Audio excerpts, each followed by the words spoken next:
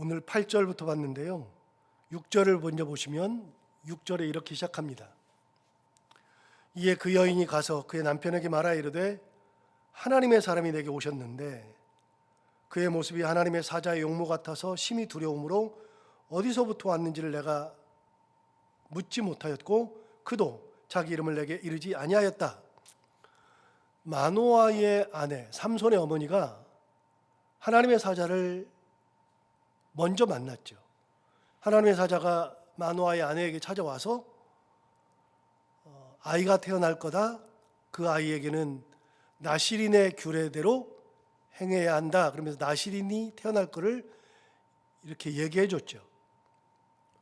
그런데 이미 임신하지 못한다.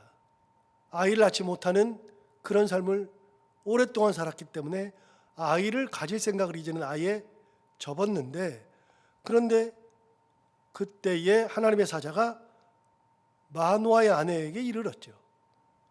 그때 마노아는 없었습니다. 그러니까 마노아의 아내가 남편에게 이야기하는 겁니다. 그게 6절 나오는 거잖아요. 다시 6절 보세요.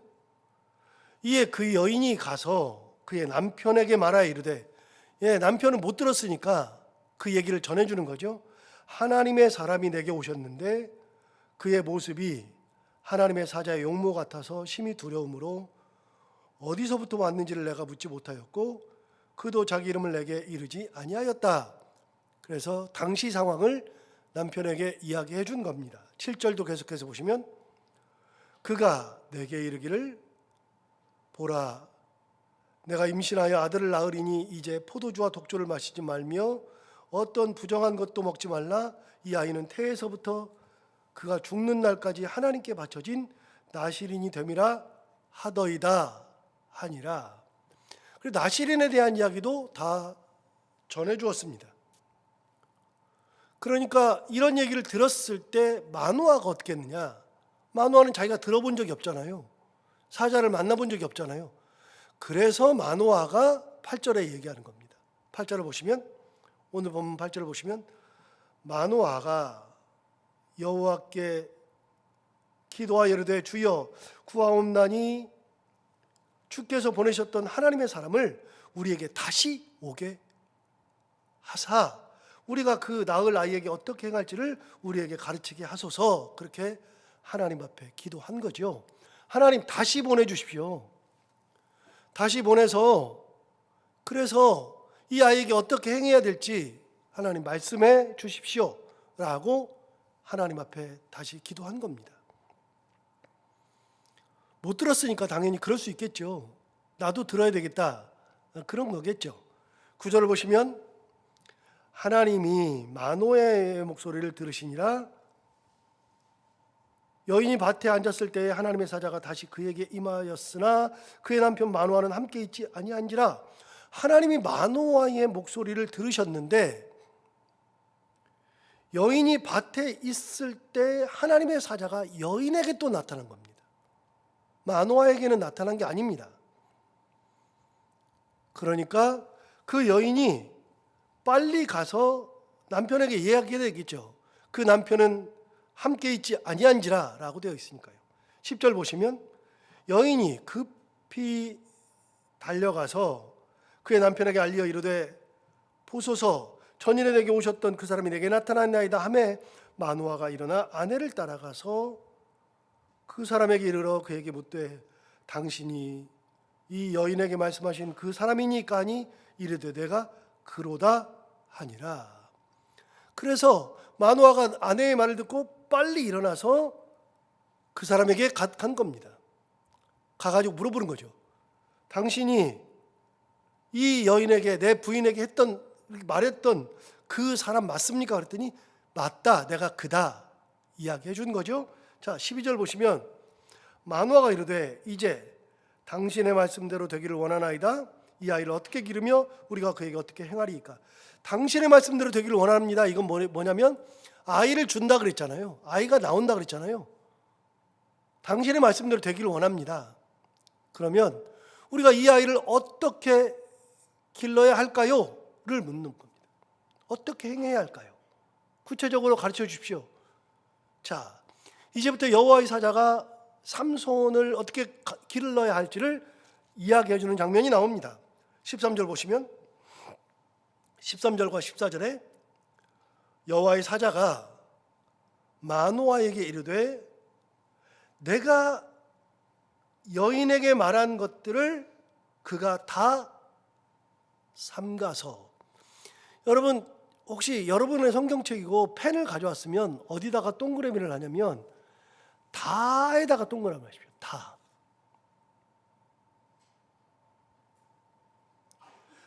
다 삼가라.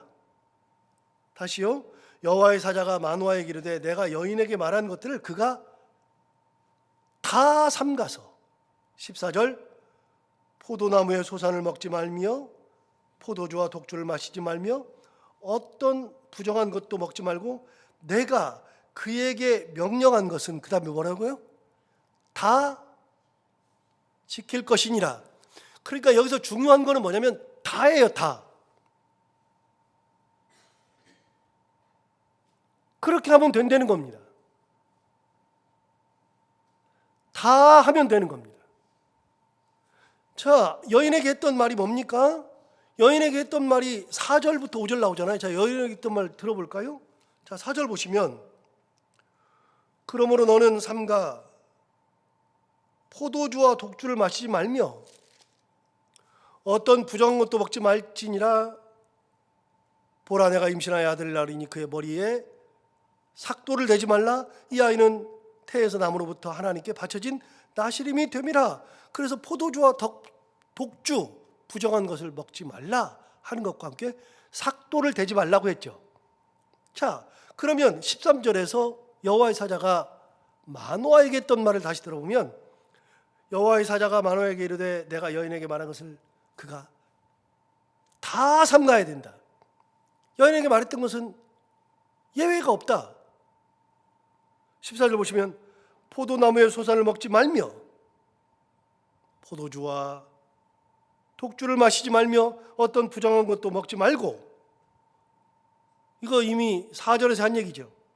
내가 그에게 명령한 것은 다 지킬 것이니라. 자, 그러면 여기에서 아까 여인에게 말했던 것에서 빠진 게 하나 있죠. 뭐예요? 삭도를 대지 말라 그러는 것도 빠졌죠. 빠졌지만 여인이 다 들어서 이 말을 전해줬어요. 그렇기 때문에 이거는 얘기를 안 해도 다에 들어가 있는 겁니다. 다.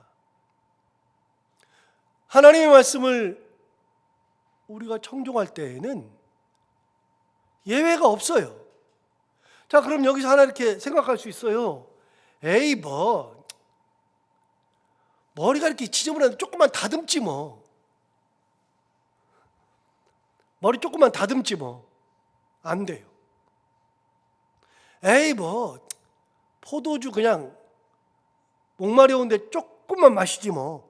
안 돼요. 나시린의 규례에 민수기 어제 6장 봤는데요.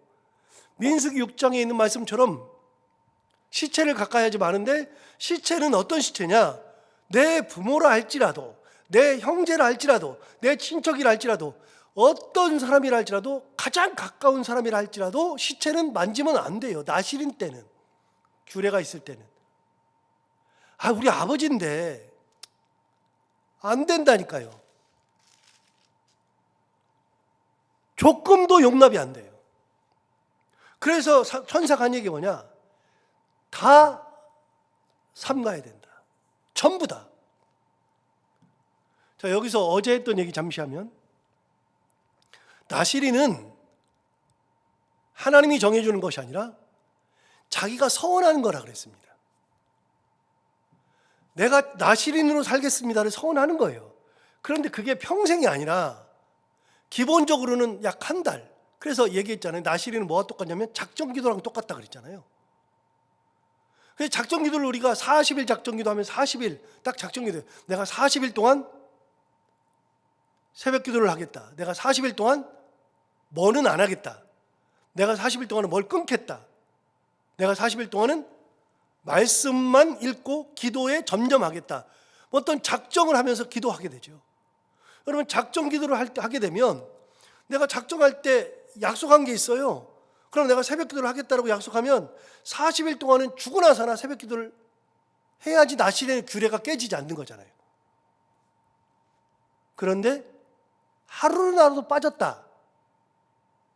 작정 기도가 끝난 거죠. 잘못된 거죠. 다시 하든지 아예 내가 나실인의 규례가 잘못됐든지 사람이 정하는 겁니다. 그거는 30일이든 60일이든 100일이든 기본적으로는요, 유대인들의 그 습관에 의하면 나실인은 자기들이 정할 때 한 달을 정합니다. 2달 혹은 100일. 그래서 30일, 60일, 100일입니다. 어떤 사람은 평생을 나는 나실인으로 살겠습니다 하는 사람도 있을 수 있습니다. 그러면 그 기간은 나실인의 규례를 지키는 겁니다. 3가지. 포도주와 독주를 멀리하고 포도나무에서 나오는 모든 것, 껍질이라도 씨라도 뭐 기름이라도 뭐든지 포도와 관련된 것은 안 됩니다. 포도주와 독주를 멀리해야 되고, 그 다음에 부정한 것을 만져서는 안 되고, 3번째 삭도를 머리에 대면 안 됩니다. 30일과 60일. 그래서 사도 바울이 고린도에서 출발해가지고 이제 끝날 때 갈 때 겐그레아에서 서운한 것이 있으므로 겐그레아에서 머리를 깎았더라. 여러분, 겐그레아에서 머리를 깎았던 것은 그냥 딱 한 줄 나와요. 겐그레아에서 머리를 깎았더라. 그래서 겐그레아가 한 번 나옵니다. 성경에 딱 한 번. 겐그레아에서 왜 서운한 것이 있으므로 겐그레아에서 머리를 왜 깎아요? 자기가 서운한 기간이 끝나니까 머리를 깎은 겁니다. 이게. 그거는 이제 후에도 나옵니다. 후에 이제 정결 예식 그런 얘기가 나오면서 나중에 사도 바울이 예루살렘에서 유대인들에게 잡히기 직전에 예루살렘의 수장이었던 예수님의 동생이었던 예루살렘 교회의 수장, 예수님의 동생이었던 야고보가 거기 수장이었는데, 야고보가 유대인들이 사도 바울에게 너를 잡아 죽이려고 하니 네가 여기서 율법을 지킨다는 것을 보여줘라. 그래서 나실인의 규례, 그래서 정결 예식에 의해서 뭐 거기서 뭘 해라, 뭐 이런 얘기 나오거든요. 여러분, 나실인은 기간을 채우는 겁니다. 그 기간에는 뭐도 하면 안 됩니다. 그럼 기간이 끝나면 어떻게 되느냐? 잠시요. 민수기 6장 다시 가볼까요? 기간이 끝나면, 나실인의 규례가 끝나면 민수기 6장, 제가 가지고 있는 성경으로 203페이지 13절부터 6장 13절부터 나실인의 규례가 끝나면 어떻게 되느냐? 그 전에 보세요. 12절을 보세요. 8절을 보시면 자기의 몸을 구별하는 모든 날 동안 그는 여호와께 거룩한 자다. 자기의 몸을 구별한 날, 나실인의 날이에요. 자, 12절도 보세요. 자기 몸을 구별하여 여호와께 드릴 날을 새로 정하여라. 그게 나실인이죠. 자, 13절 보세요. 나실인의 법은 이러하니라. 자기의 몸을 구별한 날이 차면 다 끝났어요. 나실인 자기의 몸을 구별한 날이 다 차면 나실인 규례가 끝났죠. 그 사람을 회방문으로 데리고 갈 것이요, 그가 여호와께 헌물을 드리되. 자, 나실인의 규례가 끝나면, 작정 기도가 끝나면 어떻게 되냐? 헌물을 드리되 번제물로 1년 된 흠없는 순양 한 마리, 속죄제물로 1년 된 흠없는 어린 암양 한 마리, 화목제물로 흠없는 순양 한 마리, 무교병 한 광주리, 고운 과류에 기름 섞은 과자들, 기름 바른 무교 전병들과 그 소제물과 전제물을 드릴 것이요. 이렇게 하나님 앞에 제물을 드리는데 번제, 속죄제, 화목제, 소제, 이거를 드려요. 16절 보시면 제사장은 그것들을 여호와 앞에 가져다가 속죄제와 번제를 드리고 화목제물로 순양의 무교병 한 광주리를 아울러 여호와께 드리고 그 소제와 전제를 드릴 것이요. 그랬어요. 자, 이렇게 해서 나실인의 규례가 끝나면요, 하나님 앞에 제사 드리는 겁니다. 두 번째 어떻게 하느냐? 18절 보시면 이렇게 말했어요. 자기의 몸을 구별한 나실인은 이제 나실인 규례가 끝났으니까 회막문에서 자기의 뭘 밀어요? 머리털을 밀어요. 나시린의 규례 때는 머리털을 못 미는데 나시린의 규례가 끝나면 자기의 머리털을 밀어요. 19절, 자기의 몸을 구별한 나시린이 그의 머리털을 민 후에 제사장이 삶은 순양의 어깨와 광주리 가운데 무교병 하나와 무교전병 하나를 취하여 나시린의 두 손을 두고 여호와 앞에 요제로 흔들 것이며 그것과 흔든 가슴과 받들어 올린 넓적다리는 성물이라 다 제사장에 드릴 것이니라. 그 다음 뭐라 하냐면 그 후에는 나시린이 뭘 마셔요? 포도주를 마실 수 있느니라. 그렇게 얘기하죠. 자, 그러니까 나시린의 규례 때는 못해요. 그런데 나시린의 규례가 끝나면 할 수 있어요. 그런데 삼손은 태어날 때부터 사람이 정한 게 아니라 누가 정해줬다고요? 하나님이 정해준 거예요. 그래서 삼손은요, 죽을 때까지 나시린이에요. 그럼 삼손은 죽을 때까지 포도주와 독주를 할 수 없죠. 시체를 만질 수 없죠. 삭도를 댈 수 없죠. 이 세 가지는 절대 불가합니다. 다시요, 아까 13절 14절에서 동그라미 치라고 하는 단어 있죠. 뭐라 그랬어요? 여호와의 사자가 13절 마노아에게 이르되 내가 여인에게 말한 것들을 그가 어떻게 하라고요? 다 삼가서. 14절 포도나무의 소산을 먹지 말며 포도주와 독주를 마시지 말며 어떤 부정한 것도 먹지 말고 내가 그에게 명령한 것은 그 다음 뭐라고요? 다 지킬 것이니라. 죽을 때까지 이 나시린은 풀리지 않습니다. 삼손은 유일하게 하나님이 직접 정해준 나시린입니다. 우리는 태어나면서부터 하나님께서 나시린으로 정해준 사람이 없습니다. 우리는 정상적으로 내가 정해요. 내가 하나님 앞에 나시린으로 살겠습니다. 그 기간을 정하죠. 작정기도를 하든지 아니면 종신서원을 하든지 내가 무슨 서원을 하든지 이렇게 하죠. 그런데 삼손은 그게 아니었습니다. 하나님이 정해줬습니다. 이게 하나님께서 삼손에게 가지고 있는 하나님의 뜻이죠. 그래도 여기서 하나 물어볼 수 있어요. 여러분, 삼손은 하나님의 뜻으로 일방적으로 나시린 됐잖아요. 그럼 하나 물어볼게요. 그게 복이에요? 재앙이에요?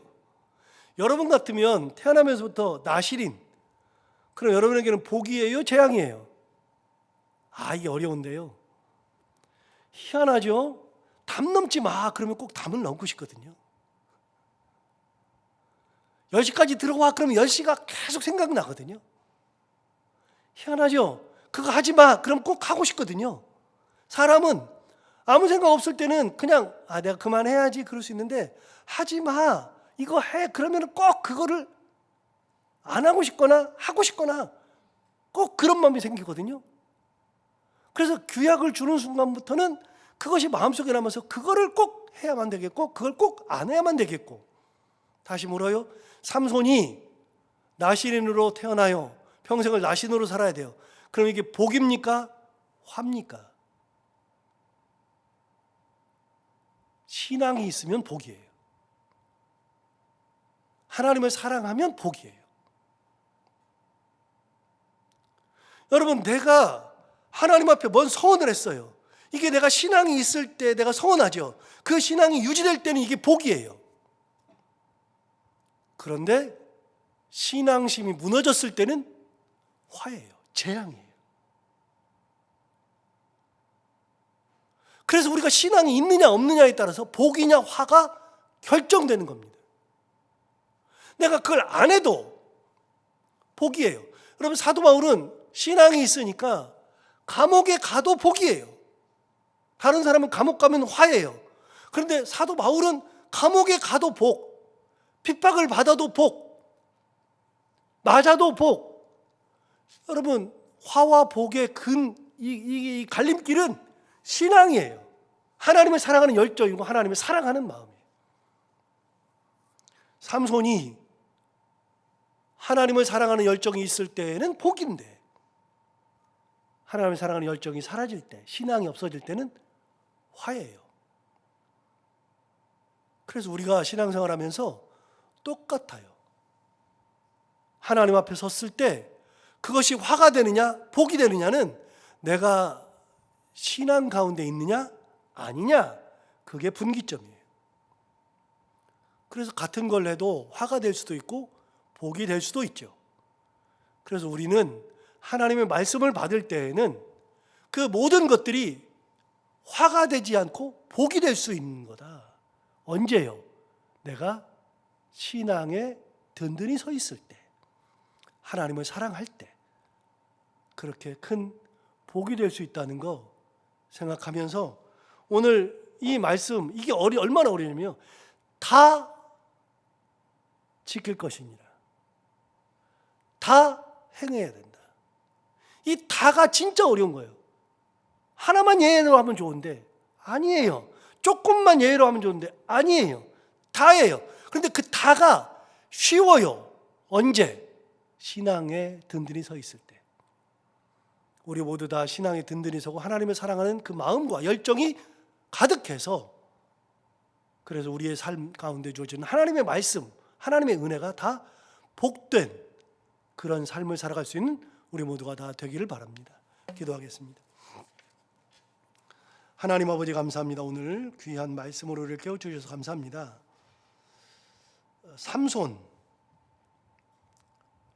그의 아버지 마노아가 천사에게 들었던 이야기는 하나님이 주시는 나실인의 규례를 다 지킬 것이니라.